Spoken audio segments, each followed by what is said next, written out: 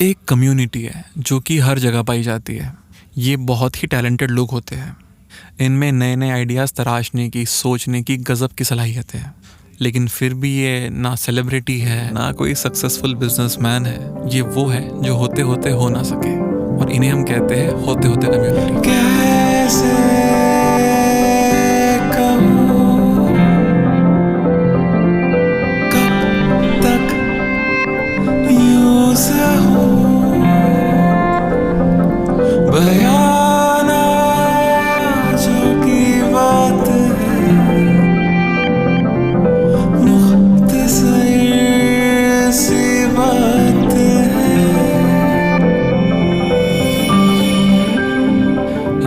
अस्सलाम वालेकुम, नमस्कार, वणकम। मेरा नाम है दानिश जाकिर शेख और आप सुन रहे हो आपका अपना शो जिसका नाम है मुख्तसर सी बात है, प्रोड्यूस बाय आवारा परिंदे साउंड स्टूडियो। तो ये सुनकर बिल्कुल भी ताज्जुब मत करिएगा कि ये शो भी इसी होते होतेपन का शिकार है।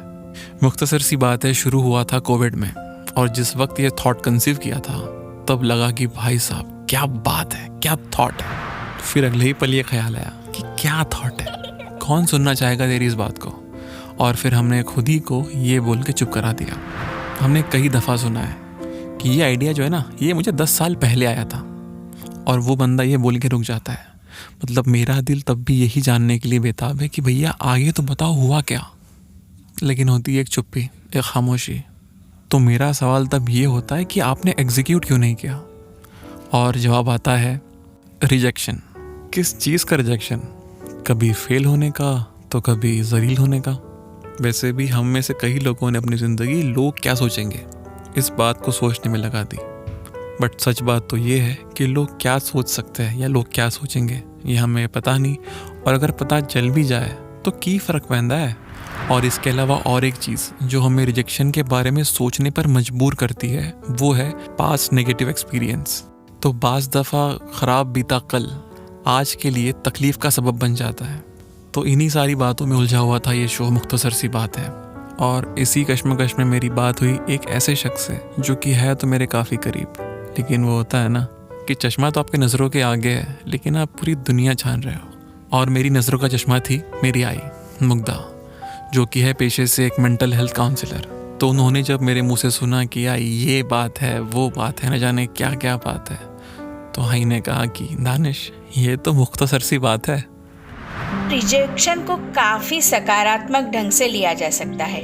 इसमें कोई एक्शन तो है। समस्या तब आती है जब किसी के रिजेक्ट करने से पहले ही हम एक्शन करने से डर जाते हैं। सोच लेते हैं कि सामने वाला हमें वैल्यू नहीं देने वाला है। जब भी हम इस फीलिंग से गुजरते हैं हमें खुद को सवाल करना चाहिए, क्या सच में किसी का रिजेक्शन मेरी काबिलियत को कम करता है? क्या ये इतना मायने रखता है? क्योंकि कई बार आपका विचार, व्यवहार या किसी एक्शन को विरोध करने के लिए बस आपको रिजेक्ट कर दिया जाता है।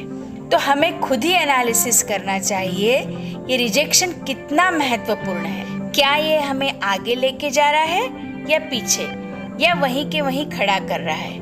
और सही में किसी का मत मायने रखता है तो अपनी सोच को ग्रोथ माइंडसेट की तरफ लेके जाते हुए बाउंस बैक करना चाहिए और सीखते सीखते आगे बढ़ते जाएं। तो इस फीलिंग से अपने आप ही निकल जाएंगे। यही मुख्तसर सी बात है।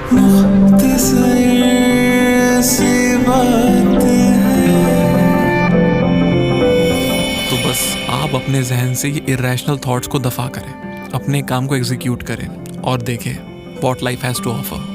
लेकिन एक बात तो मैं ज़रूर जानता हूँ कि जो ये होते होते कम्युनिटी के लोग होते हैं ना, इनमें चीज़ों को करने की सलाहियतें तो भरपूर होती है। तो चलिए उठिए, आज कुछ करते हैं। शुक्रान। मुख्तसर सी बात है।